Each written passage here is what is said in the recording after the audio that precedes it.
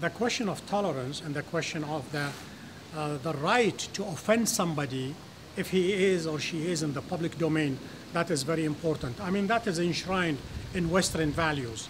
Now, when it comes to touching religious symbols like the Prophet Muhammad or other religious issues very dear to Muslims, there was this argument that this is a Rubicon. You cannot cross it if you want goodwill and you want cohesion, whether in Europe or outside Europe. In the Middle East and in the third world countries, most of the news outlets are either supported by or totally owned by the governments. And to that extent, this is a good network for them in order to drive the news, to control it. Don't forget, most of the executive and most of the editor-in-chiefs of these newspapers are politically appointed, whether it's in Saudi Arabia or Egypt or Syria. That is an insurance in order to make sure that what is important to the country, what is important as a national interest, will be carrying the day.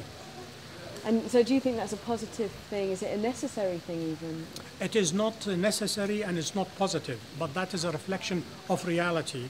And it's only a question of time before media diversify itself and becomes market-driven as opposed agenda-driven. If you notice, whenever there are private companies, meaning television and newspapers, in the same country with publicly owned, government-owned, the private always wins. Need I remind you, for instance, Al Jazeera, where I work, it has become an icon, a symbol of freedom and market penetration. It has given such a drubbing to government-owned that many people, they don't watch them anymore. Whenever somebody tells me that this is the role of the media in order to achieve such social goals, I become a little bit leery, because my understanding about the media is to reflect reality and inform people of what is going on. For instance, if we take about the sectarian tension, as it happens, for instance, in several countries in the Middle East, primarily Iraq and Lebanon, is it the role of the media in order to tell the Shiites and the Sunnis, you have to love each other and you have to do this, or you leave it to other organizations, primarily the government, the laws, the parliament, the institutions, and the clerics?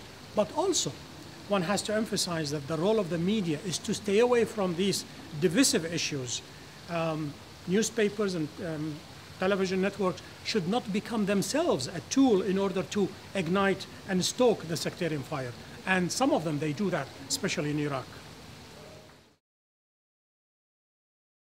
I think the debate and the questions posed today, it revealed to me the variety and the richness of views presented and articulated by people living in the West, whether they are totally Western or Muslims living in the West, as well as people coming from the Middle East. Looking at the same issue, they come up with different perspectives. Not necessarily in clashing, but they complement each other.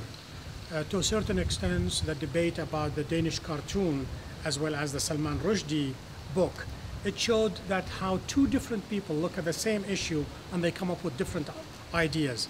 We saw some heated debate. I thought it was very good and very enriching, as well as it showed the differences in the emphasis.